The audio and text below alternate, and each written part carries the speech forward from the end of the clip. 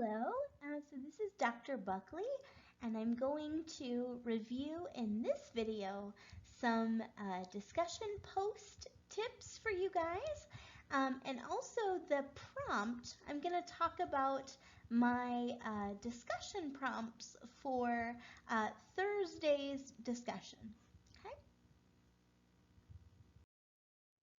Okay, so I mentioned that one of the key requirements for this course are discussion posts. So you guys are going to be required to answer an assigned discussion prompt that I provide, to provide your own discussion prompt for your peers in the form of a question or talking point, and also to respond to two of your classmates' discussion posts. Okay, so what I'm going to focus on first here is a question or talking point. What is that? So a question is any inquiry, I guess, that could serve as a potential spark for discussion. But there are a couple of restrictions here. So there's kind of a Goldilocks rule, right? So you don't want your question to be so simple that it could be answered very briefly just by looking at the readings, right? So you don't want to ask a question like, what is disability studies, or who was FDR or something like that. Just a small sort of factoid that anybody who read the reading would be able to answer relatively easily. But you also don't want your question to be so complex or abstract or sort of philosophical, right, that nobody can wrap their head around it and come up with an answer, right? So something like, what is the meaning of life, or, what came first, the chicken or the egg, or whatever, right? So you want to keep it complex enough so that the answer isn't necessarily easily provided, but also reasonable enough that it can be discussed, effectively. So again, a question is something that you offer up for others to explore with you, right? But one of the requirements for a question is that you don't just pose the question, but you also offer some semblance of an answer, okay? So you ask the question and then follow it up with, I think, ... right? And it's always good to also include why you think the question is relevant, right? Because you saw that word over and over and over again in my rubric. It has to be relevant, right? So why is this an important or relevant question to ask? Okay. A talking point is a little bit different than a question. So again, the point, or the point of a talking point, or the purpose of a talking point, is to serve as something that can ignite meaningful discussion, right? But the key difference between a talking point and a question, right, is that you can offer some kind of argument or extended commentary to support your point, right? So if you have an argument to make, if you have an important connection to make. So if our current reading for that particular day relates in a meaningful way to a previous reading or contradicts it in some way, you could make that a talking point. Or if you vehemently disagree with the author on something, you could make that a talking point. If you identify some kind of contradiction by the author, right, you could, or by a current reading with the previous reading, right? If they're contradictory, you could offer that as a talking point as well. Okay, so what I have here are helpful tips from former students of mine who have been enrolled in my other discussion courses. So this course, my INT course, and other seminars that I have taught. So they were kind enough to offer some helpful tips for you as far as how to get the highest points or the most points for your discussion contributions. Okay, so the first thing they pointed out is that it was really, really difficult to go from a reading immediately and come up with a good discussion question or talking point or discussion post. Just because the readings are sometimes really complex and sometimes really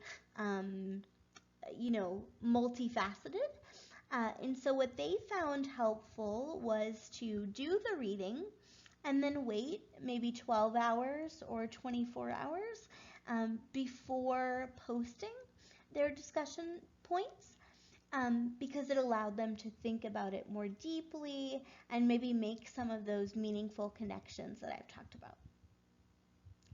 Next, one of the most helpful things that students have identified is making notes for yourself while you're reading.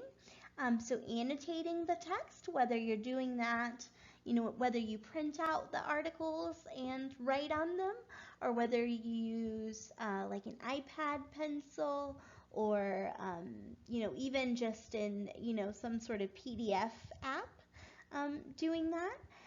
And those were helpful not only to help you come up with a discussion post, but also helpful when it came time for the midterm and final exam. Okay. This might not be possible for some of you if you got accommodations to not be face to face, or if you're not comfortable, texting or meeting on Zoom. But one of the most helpful things for my students in the past is to talk about these issues outside of the class, right? So maybe go ahead and reach out to some of the other students in this course, so you'll get to know everybody through the discussion forum. But maybe try to, and even people outside of the course, your family or your friends or your roommate, kind of talk to them about what you're reading and what we're talking about in class, so that you can think about it maybe in other contexts, other environments, and that will help you. You can incorporate some of the feedback you receive from them, and that'll help you come up with meaningful discussion points. So here are just some examples of effective discussion points, kind of in the form of like an archetype or a particular kind of question or talking point you could use. So the first is either talking about some aspect of the reading that you vehemently disagree with or you vehemently agree with, right? Because that's a level of analysis, right? But what's critical is you need to have textual support. So you need to have examples from the reading or examples from other things that we've discussed in the course as evidence for why you disagree with something. So it can't just be, I hated this article because the author was arrogant, or I hated this article because I don't agree with X, right? If you don't agree with X or Y, you have to tell me why you disagree with it and sort of come up with a reasonable argument with support. Another example is supplemental info, right? So for most of you, all of your knowledge about a particular topic is going to come from the assigned readings, right? So if you think that there is some information that is lacking, and you would like to explore it further and provide additional information for the class, then that's a great way to make a high quality discussion point is the reading mentioned, X, but it only talked about these aspects and I was really interested. So I went ahead and researched it, and here's what I found, right? So anytime you can provide additional information about a topic that was referenced in the reading, right, that's helpful. Like I said before, with talking points, anytime you can make connections between a current reading and a previous reading or film that we've watched, that's a great way of getting that higher level analysis that I'm looking for. Okay.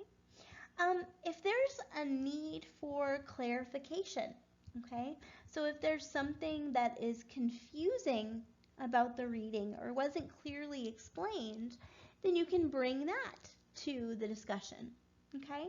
But the critical thing is you need to point out the source of your confusion or why it's confusing, right? So you can't just say like, I don't get it. You have to sort of point out why it's contradictory or why it's confusing or why it doesn't make sense. Here is a wonderful option. I will confess that I really like these. Is if you can find a quote from the reading and offer some analysis that goes beyond what is written. Okay, so if you particularly like a particular passage in the reading and you think it exemplifies or crystallizes an important point and you want to analyze that point or expound upon it, that's a great way to show evidence of higher level analysis as well, and you'll get higher points on your discussion grade. Okay, so kind of the opposite of that, right? So these are things that you want to avoid that will likely get you that 7 out of 10 instead of the 8 out of 10 or 10 out of 10 that you want. So I feel statements are generally not advised. Certainly you can talk about your emotional reaction to things, but anytime you sort of react to something but don't provide evidence for that reaction from the text or from course material, okay? So it's the same thing as saying, I feel X, or I have this opinion, but not offering up any reason or factual evidence for why you have that opinion. Okay. And relatedly, okay, remember what I'm trying to evaluate when I assess your discussion points is I am trying to evaluate that you have, one, actually completed the assigned reading, so you read what I asked you to read, okay, that you understand it, okay, so you got the main points or the central thesis of the readings, and 3, that you have thought about it in sufficient depth, right? So if all you give me in your discussion post is a personal anecdote or maybe something that you've learned in another class, okay, that might be relevant and it might even generate some discussion. But if from your post I can't tell that you learned anything from the assigned reading, then you're going to end up with probably a 7 out of 10. Okay, and I think I've already talked about this, but one of the best discussion points you can give is why you disagree or agree with the author or authors, but you always want to include evidence. Okay, so you want to show me from the reading evidence to support your objection or agreement. And you also want to do it in a more nuanced way. Okay? So I disagree with this statement because it's contradictory, or because a previous reading that we've read said the opposite, or what have you. But there has to be evidence. So again, it just can't be an unsubstantiated opinion. Okay, so I haven't really had this issue at Mercer in the 6 years that I've been teaching, but obviously you want to be respectful in your discourse with myself and with students. So if you disagree with a student, you want to make sure to offer your critique in a collegial or a nice way. And you also want to avoid using language that is sensationalist or could potentially be demeaning to someone else. Like I said, I haven't had that issue with Mercer students before, but it's something to keep in mind. Okay. Also, black and white thinking. So one of the things that I hope for as an instructor is that after this course is over, your perspective will be broadened in some way, right? So maybe some of the things you thought were true, right? Maybe you'll question after taking this course, or vice versa. Some of the things that you thought were not true, you're actually willing to embrace, right? So a lot of the issues that we're going to be talking about are controversial and they're complex, so there may not be a single right answer. So what I would like you to do is consider all sides of an issue and all perspectives, rather than just kind of holding the line, so to speak, and not sort of operating outside of that view. Okay, so that brings us to our discussion posts, right? So if you've been looking at the schedule, I've divided the course into 12 modules from 0 all the way to 13. Or 0 to 12, sorry. And we're starting at week 1 with module 0. Okay, so for this whole week, basically the objective is for you to familiarize yourself with the syllabus and the general structure of the class. But I would like to start with some discussion. So this week for module 0, I'm going to give you guys 2 assigned discussion prompts. Okay, so I'm going to ask you 2 questions, and you have to write answers in response to that question. You have to post them on the discussion forum. And you also have to respond to 2 students' posts. Okay? So I'm just going to go through really quickly what those posts are. Okay? So the first prompt I have for you is I want to talk about your experience with disability. Right? So we all come to this course with different life experiences, with different perspectives, and different reasons why we're taking this course. So you might be taking this course to fulfill your Group 2 course requirement, and that's fine. You might have no experience with disability, or you might be disabled yourself, or you might be going into a profession like physical therapy or occupational therapy or speech therapy or special education, okay, where you're working exclusively with disabled people, okay. So there's lots of reasons why you might be taking this course. So what I would like to know for the first discussion prompt is what is your first experience with disability, right? So are you disabled yourself? Do you have a family member who is disabled? When was your first interaction with a disabled person? And sort of unpack that a little bit. You know, tell me about what the impact of that was. And I also want to know what you hope to achieve by taking this course, and I'm perfectly fine with you just saying it's a gen ed requirement, or whatever reason you provide, right? So I'm interested in hearing about um, uh, your knowledge of disability or your experience with disability coming into the course, and also what your objectives are in taking this course, or what you hope to get from it.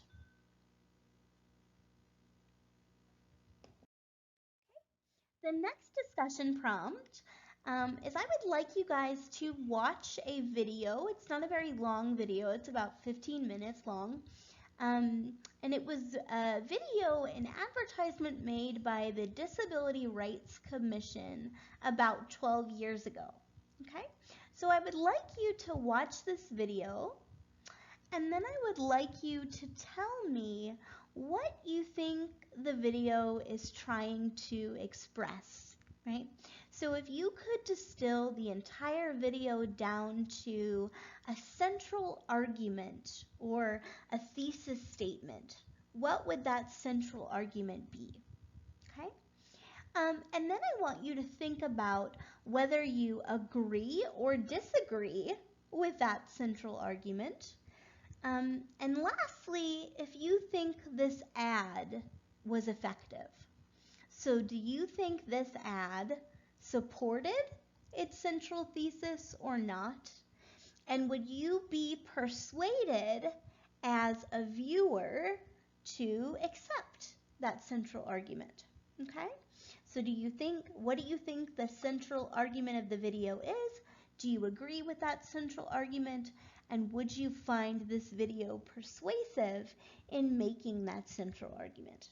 Okay, so again, we're in Module 0 right now, so there are no readings, and you do not have to offer your own questions or talking points. I'm instead going to offer some up to hopefully get us all on the same page when we start actually exploring some of the course material together. Okay?